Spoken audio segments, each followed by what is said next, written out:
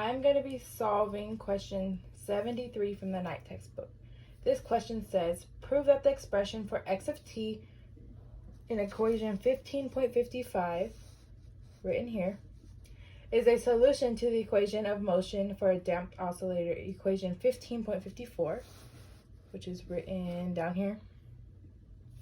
If and only if the angular frequency W is given by the expression in equation 15.56, which is given here.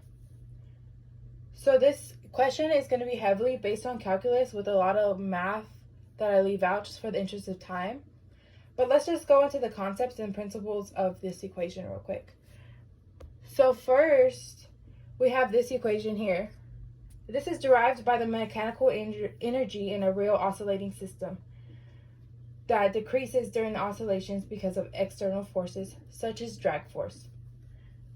So the real oscillator and its motion are said to be damped if the damping force is given by F equals negative BV, where V is velocity in the oscillator of the velocity of the oscillator and B is the damping constant.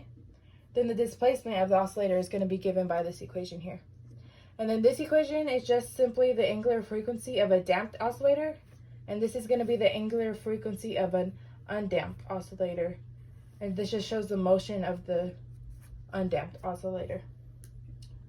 So first, what we're going to want to do is take the first derivative of x of t with respect to time, where x of t is already given here.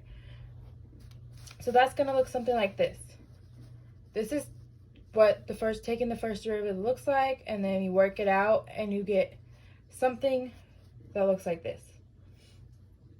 From there, we're going to want to take the second derivative of x of t with respect to time, but this time we're going to substitute this into the second derivative. So it looks something like this. And we get a big equation that looks like this. And then from there, what we're going to do is substitute x,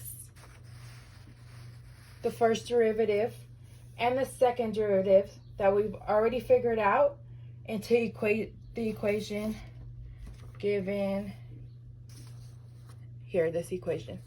So we're going to substitute first derivative, second derivative, and x all into this equation. So we get a big long equation that looks like this. And then from there, all we have to do is divide all sides by the common AE to the negative BT over 2M. And then it ends up looking like this. And then from there, we can just continue to solve until we can simplify it down. So in the end, we get an equation like this. And then we continue to simplify until we get W squared minus B squared over 4M squared plus KM equals O. And from there, we're going to move this to the right side and take the square root of both sides. So we get W equals the square root of B squared over 4M squared minus KM, which, as you may recall, was the equation that we were given in the beginning. W equals square root of Km minus B squared over 4M squared.